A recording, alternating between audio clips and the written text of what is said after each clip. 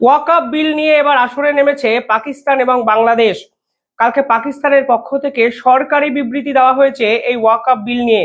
এমনকি বাংলাদেশের পক্ষ থেকে জানিয়ে দেওয়া হয়েছে তারা ওয়াকআপ বিল নিয়ে রাস্তায় নামছেন, আন্দোলন করছেন।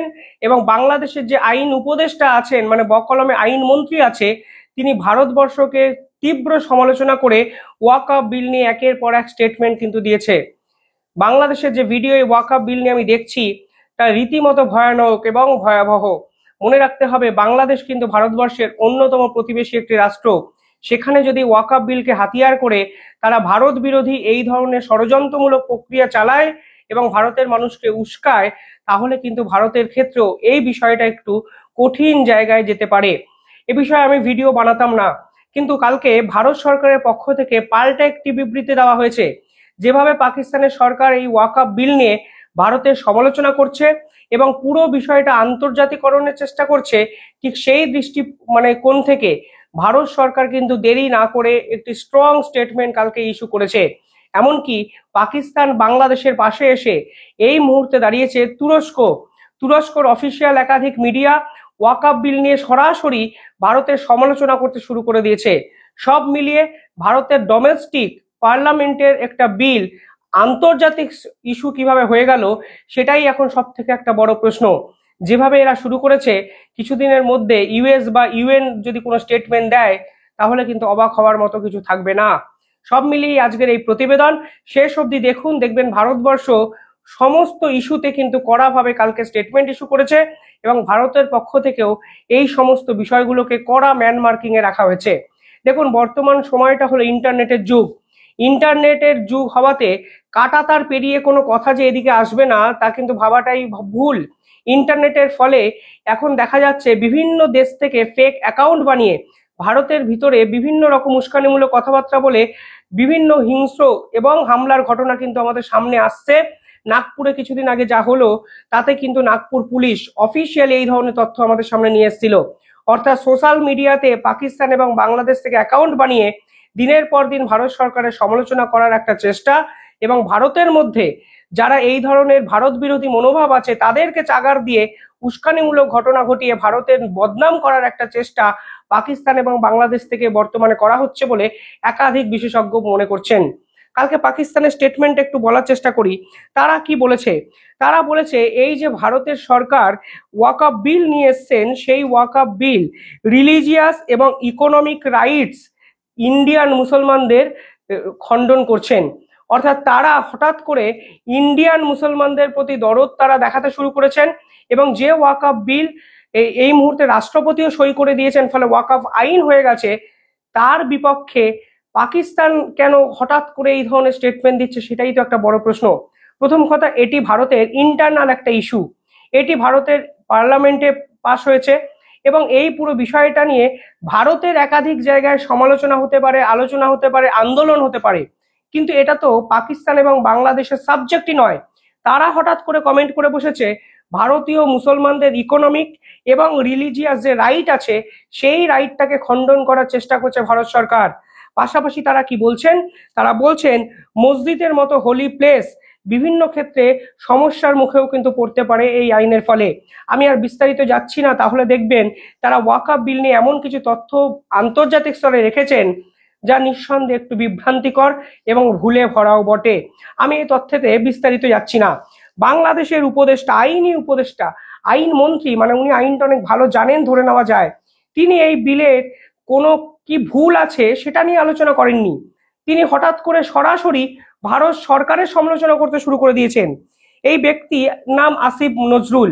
এই ব্যক্তি কেন বিখ্যাত একটু মনে করিয়ে দিই। এই ব্যক্তি বিখ্যাত কারণ ইনি প্রথম বলেছিলেন ২৬ লক্ষ ভারতীয় বাংলাদেশে চাকরি করে, যদিও ২৬ জনকে আজ অব্দি তিনি ক্যামেরার সামনে নিয়ে আসতে পারেননি। ইনি কেন বিখ্যাত? ইনি বলেছিলেন শেখ হাসিনার বিপক্ষে আন্তর্জাতিক আদালতে যাবেন, রেড নোটিশ জারি করবেন, ভারতবর্ষ থেকে ফিরিয়ে আনবেন শেখ হাসিনাকে। ইনি কেন বিখ্যাত? কারণ এনার ২ বছর আগে বিভিন্ন ছবি এবং ফেসবুক স্ট্যাটাস যেগুলো ভাইরাল হয়েছে, সেখানে দেখা যাচ্ছে তিনি বঙ্গবন্ধুর প্রশংসা করছেন, সেখানে শেখ হাসিনার প্রশংসা করছেন, এমনকি বঙ্গবন্ধুর বিভিন্ন মূর্তির সামনে দাঁড়িয়ে ছবিও তুলেছেন। ফলে সব মিলিয়ে এক পাল্টিবাজ আইনি উপদেষ্টা, মোহাম্মদ ইউনূস সরকারের এখন অন্যতম বড় সম্পদ। তিনি ভারত বিরোধিতা করছেন, ওয়াকআপ বিল নিয়ে স্টেটমেন্ট দিচ্ছে, এমনকি ভারত সরকারের তীব্র সমালোচনা করে তিনি একাধিক কথাবার্তা বলেছেন। তিনি কি বলেছেন আমি একটু আপনাদেরকে পড়ে শোনাতে চাই, তাহলেই বুঝবেন কিভাবে ভারতকে অশান্ত করার ছক পাকিস্তান এবং বাংলাদেশ থেকে আসছে, এবং এক্ষেত্রে ভারতের বিরোধী যারা রাজনীতিবিদ আছেন তাদেরকেও কিন্তু এই পুরো বিষয়টা অত্যন্ত সতর্কতার সাথে ডিল করতে হবে। আমার দৃঢ় বিশ্বাস সুপ্রিম কোর্ট অব্দি পুরো বিষয়টা যখন গেছে, তাই সকলের আইন মেনে কমেন্ট করা অত্যন্ত ইম্পর্টেন্ট একটা বিষয়। কি বলেছেন তিনি? বলেছেন ওয়াকআপ বিল যখন তিনি নিয়ে আসেন, এই বিল ভারতের মোদী সরকার মুসলমান বিরোধী আরো একটা পদক্ষেপ।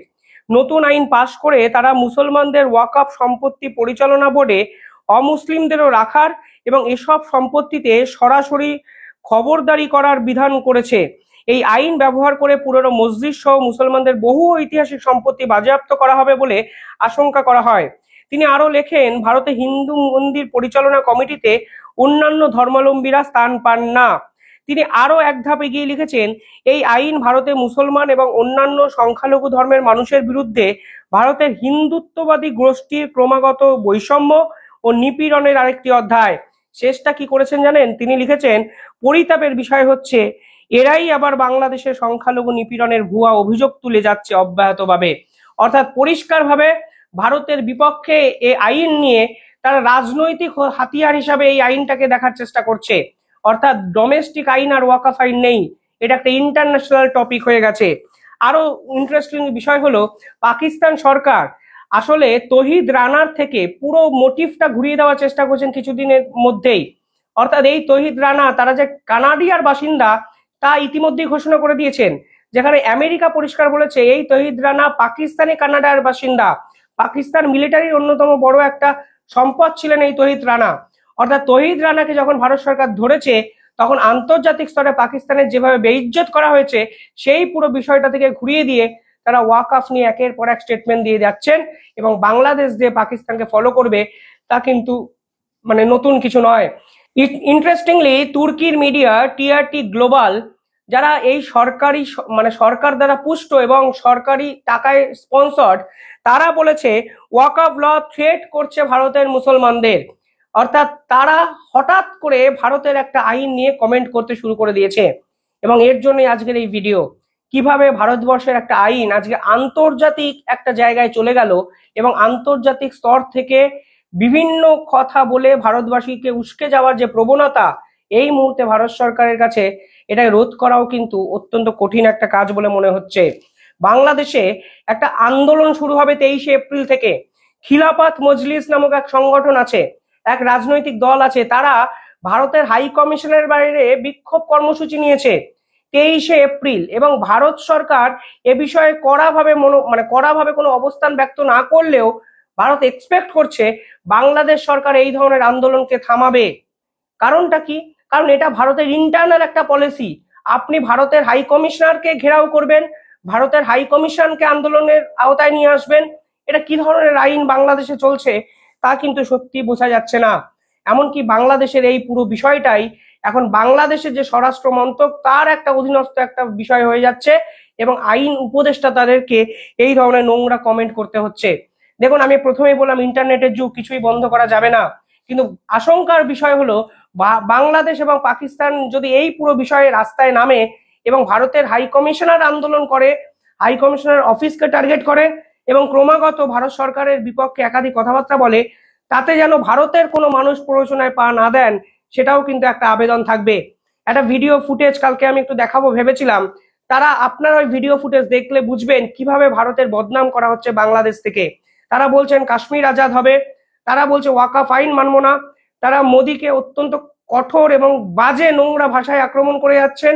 আমি জানি না কিভাবে বাংলাদেশ সরকার এই ধরনের আন্দোলনগুলোকে দিনের পর দিন প্রশ্রয় দিচ্ছে। ভারতের পক্ষ থেকে একটি স্টেটমেন্ট এসছে, ভারত বলেছে we strongly reject motivated and baseless comment made by Pakistan on the Waqf আইন। পাকিস্তান নিজের দেশের সংখ্যালঘুদের তথ্যগুলো দেখুন, এবং এক্ষেত্রে বাংলাদেশের ক্ষেত্রেও এই স্টেটমেন্টটা কিন্তু প্রযোজ্য। এবং আমার দৃঢ় বিশ্বাস যেভাবে বাংলাদেশের মোহাম্মদ ইউনূস সরকারও এই বিষয়গুলো কমেন্ট করছেন তা কিন্তু অত্যন্ত খারাপ একটা জায়গায় নিয়ে যাচ্ছে দুই দেশের সম্পর্কতে। অর্থাৎ ভারতের পক্ষ থেকে বলা হচ্ছে যে আপনাদের দেশের সংখ্যালঘু তথ্য কি, আপনাদের দেশের সংখ্যালঘুরা কতটা সুরক্ষিত, সেই তথ্যগুলো আন্তর্জাতিক স্তরে আপনারা কেন লুকিয়ে রাখছেন। আর হঠাৎ করে ওয়াকাফ আইনের পরে ভারত সরকার মুসলমান সম্প্রদায়ের মানুষের উপর যে আক্রমণ চালিয়েছে, এই দৃশ্য, এই ভিডিও, এই ছবি তো আমাদের সামনে আসেনি। আর ভারতের পক্ষ থেকে যেটা বলা হচ্ছে, ওয়াকাফ সম্পত্তি নেওয়ার জন্য এই আইন নয়, এই আইনকে মিসলিড করা হচ্ছে, ভুল বোঝানো হচ্ছে। এমনকি এই আইনে এমন কেমন কথা লেখা আছে যেখানে বলা হচ্ছে ওয়াকাফ যে সম্পত্তি রক্ষার যে নতুন আইন ছিল, মানে পুরনো আইন ছিল, ট্রিবিউন মারফত সমস্ত আইনি মোকাবিলা করা হবে। পরবর্তীকালে বলা হয়েছে কোর্টে গিয়ে এই পুরো বিষয়টার মীমাংসা করতে হবে। অর্থাৎ ভারত সরকার বলছে এই আইন সংবিধান বিরোধী নয়। পড়াশোনা করুন, কমেন্ট করুন, আলোচনা করুন, সমালোচনা করুন, কিন্তু পাকিস্তান এবং বাংলাদেশ থেকে এইসব কিছু না করে দিনের পর দিন এই আইনকে নিয়ে কমেন্ট করে জাতিসংঘ অবধি পৌঁছানোর একটা চেষ্টা তারা করছেন, আন্তর্জাতিক একটা বিতর্কের একটা বিষয় সৃষ্টি করেছেন। এবং গ্লোবালে যদি আন্তর্জাতিক মানে বিভিন্ন ক্ষেত্রে গ্লোবাল স্তর দেখেন তাহলে দেখবেন ভারতের বদনাম করার একটা চেষ্টা বাংলাদেশ, পাকিস্তান, তুর্কি এবং পরবর্তীকালে হয়তো জাতিসংঘ করবে। তার কিন্তু কড়া মোকাবিলা ভারত সরকার এবং ভারতবাসীকেও এই মুহূর্তে করতে হবে। অর্থাৎ বিদেশি কোনো শক্তির প্রলোভনে পা দেবেন না, সমালোচনা করুন, আলোচনা করুন, কিন্তু দেশের আইন সেটাকেও স্বীকৃতি দিন, সেটাকেও মেনে নিন। আইন যদি না মানি, আইন যদি না মেনে আমরা আমাদের দেশকে অশান্ত করে তুলি, তাহলে কিন্তু এই পরিস্থিতি নিয়ে বিদেশেও কঠোরভাবে হাসাহাসি হবে, আলোচনা হবে এবং ভারত সম্পর্কে ভুল বার্তাও যাবে। কি ভাবছেন আপনারা? কমেন্টে জানাবেন।